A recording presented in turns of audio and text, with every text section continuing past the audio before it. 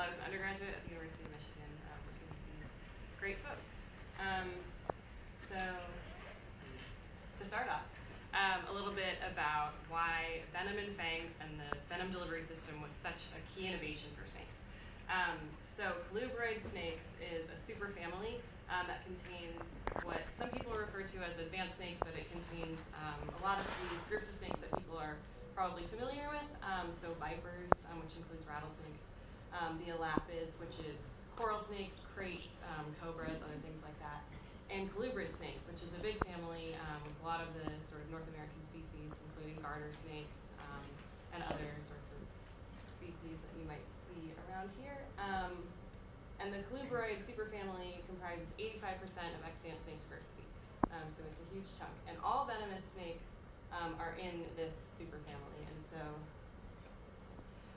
up here it's showing sort of the hypothesized evolutionary origins of some of these more better studied venom toxins. And venom really was important for snakes because it allowed them to capture prey in a different type of way. So you can strike a prey item and then find it later on.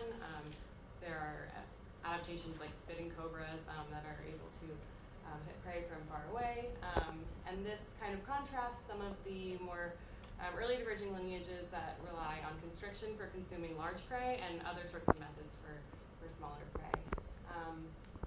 And we know from a lot of really great studies that venom and fangs are most likely colubroid synapomorphies. And so we know that from things like these studies of venom profiles, but also from developmental studies. And so this was a really cool study that looked at the development of the maxillary bone in different snake lineages. And the maxillary bone is kind of like your upper jaw, and it's where fangs are found if a snake has fangs. And so in this bottom row, this is a boa, and so the maxillary band sort of just forms all in one piece. There's no differentiated dentition. It's one long bone with all the maxillary teeth. In vipers, they found that the fangs actually develop in the back of the mouth. And transcription for this anterior portion of the maxillary bone in the boas is actually shut off, and that never develops. And so the fangs develop, they start forming in the back of the mouth, and then they're shifted forward. And so that leads to a phenotype that looks something like this, where you have this really reduced maxillary bone, and you have these wicked fangs right in the front. A very similar story in elapids, where these fangs are formed in the back of the mouth and they're displaced forward. And so you get fangs like this. They're not as mobile as in the vipers. The maxilla is not reduced as much, but it's still reduced quite a bit. But what's really interesting is in these colubrid snakes, is that the fangs form, if the snake has fangs, they form in the back of the mouth, but the anterior portion of the maxilla does develop, and so these fangs end up in the back of the mouth. And so you can see here, they're pretty big, and they're different, because these fangs in vipers and elapids are hollow, and the ones in colubrids are improved. And so all of these phenotypes are really interesting, but today I'm going to focus on the colubrid snakes for a couple of reasons. One of which is that the family Colubridae is thought to comprise about half of extant snake diversity, so it's a ton of species. But the other reason is that we really know the least about this phenotype, and that's because a lot of these snakes are very small, which makes it logistically challenging to study things like their teeth, which can be really small as well. And also just because there are so many species, it's harder to capture, all of the diversity that is contained in this family. So what we did is we used micro-CT scanning, which is really awesome because it allows you to take tiny snakes and make their teeth and everything else that you want as big as you need it to be to take measurements like that. So this snake is really cool. It's a blunt-headed tree snake, and these snakes can get quite long, but their skulls stay very small. So you can imagine the head of this snake might be the size of a dime or a penny. And if you were going in and trying to measure and count all of the teeth, that would be really challenging. And so we CT scanned for museum specimens, and we were able to get a bunch of data. So we were able to count the number of teeth per tooth-bearing bone. We measured the length of the maxillary bone, which again is where fangs are if the snake has fangs. And then we also went in and measured every single tooth on the maxillary bone. And from that, we were able to do things like work out fang size and fang position on the bone. And we were even able to measure groove dimensions. So if you can see, these fangs have teeny tiny grooves. And so that was really interesting. And so we wanted to ask how these different traits vary within and between families of fanged snakes, and really especially in colubrids.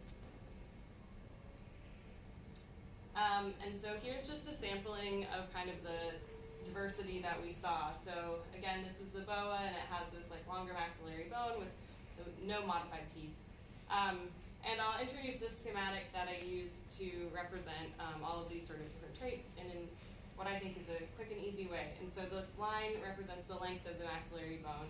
Each circle is a tooth proportional to the size, and the color is representative of the phenotype of the tooth. And so I told you that vipers and elapids have these hollow fangs, which are a dark purple, whereas these grooved fangs are going to be represented in a lighter purple. And so hopefully you can see here, across these families, that, the vipers have a really striking phenotype. They have that really short maxilla, fangs in the front.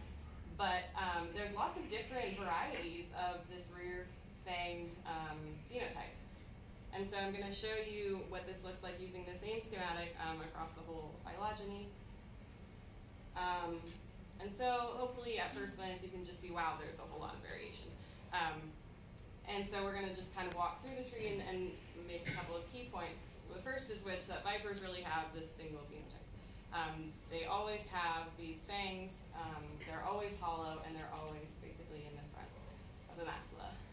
The elapids down here are the red branches, and there's a little bit more variation, but generally speaking, they have front fangs. Some snakes have teeth posterior to the fangs, but not as much going on here.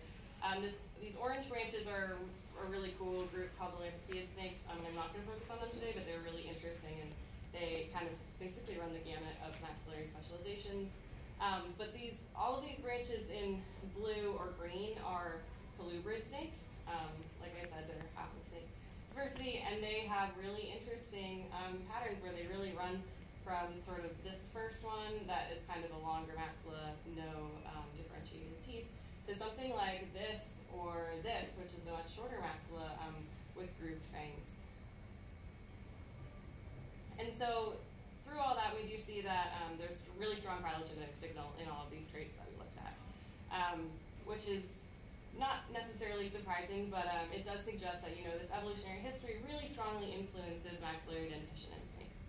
So this Afterpoides, which is a viper, probably has really different teeth from this Heliophis.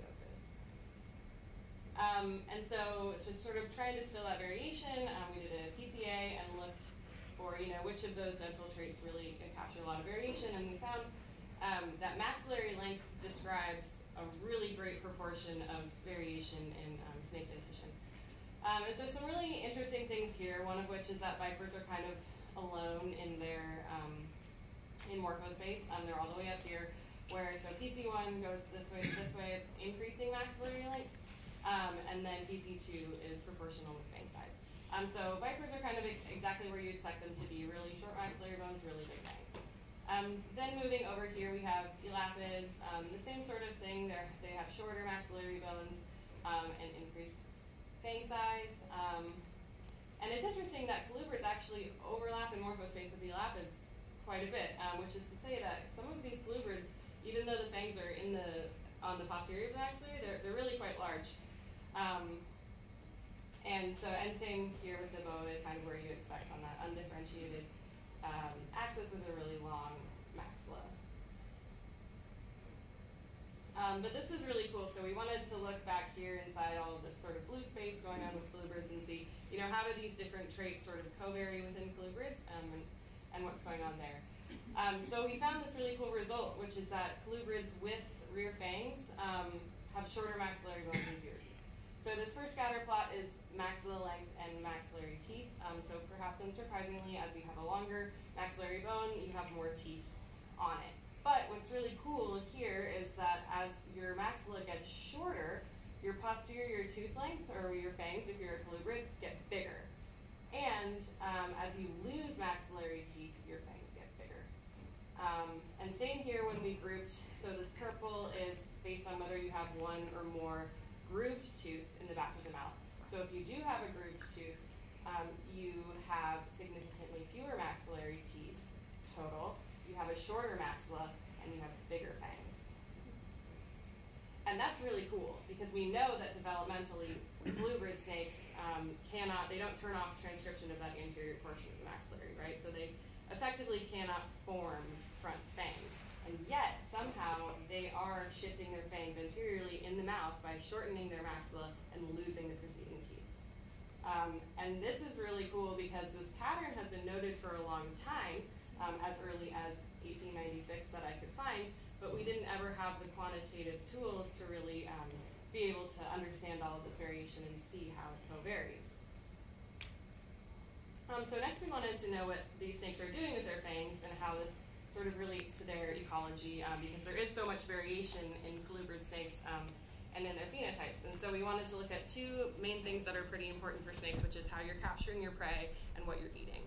And so for this prey capture method, I collaborated with Andrew Durso, who's a great snake ecologist, and he had compiled this really interesting list of data on snakes, basically how many snakes use venom and how many constrict. And then my lab mate Mike Grendler had collated a really awesome database of predator-prey interactions, which he shared with me, basically grouping snake-prey items into these sort of broad categories of reptiles, mammals, bird, eggs, amphibians, fishes, things like that.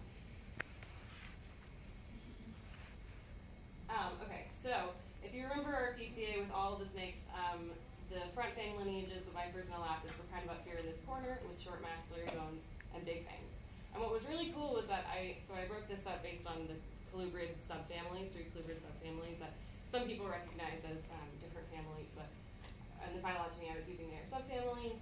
And so what was cool is that these venom-using colubrids, which are depicted in pink and purple, are in that same sort of space of having a reduced maxillary bone and enlarged fangs, although these fangs are on the posterior of the maxillary bone. And so this is kind of cool. The Dipsodine snake with the biggest fang is called the false fertilance, and it actually is a pretty convincing mimic.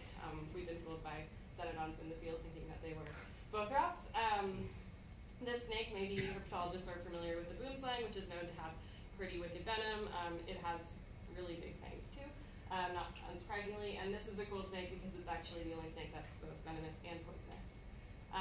And so we do see this kind of cool pattern in colubrines where this pink is medically significant venom, which is medically significant relevant to humans. So they are sort of occupying that same space. And this is just a note about this snake, which is purported to have non-medically significant venom, but it has really big fangs, and I know because this snake actually bit me, and I couldn't feel my arm for like 12 hours. So then we looked at how diet varies across family and with dentition. And so this plot is showing each of the circles is a species colored by family, and the main prey items are in the middle. And the line is basically how significant that item is for that species. And so we see that vipers and elapids largely are consuming vertebrate prey. They're kind of hanging out in this top space here, whereas this other space of consuming arthropods, mollusks, and annelids is really dominated by, again, these colubrid subfamilies. And so we do see colubrids kind of all across the map here.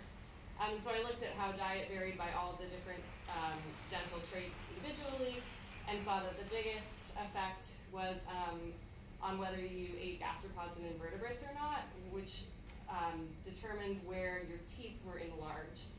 So all of these, the things that are eating squamates, reptile eggs, mammals, and fish, they have enlargement in the posterior of the mouth, so this just runs anterior to posterior, and that's kind of a typical rear fang, whereas these things that are consuming invertebrates and gastropods have anterior enlargement.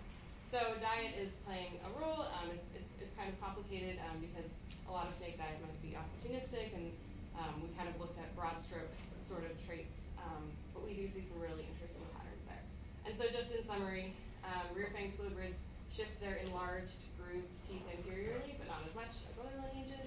But we can definitely see that some ecological pressures are shaping dentition in colubrid snakes, such as prey capture and diet.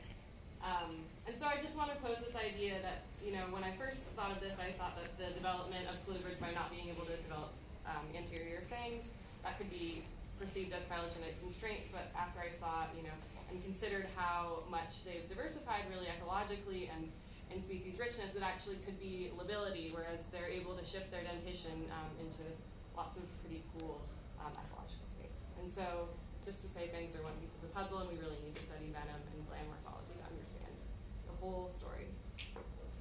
that, I'd like to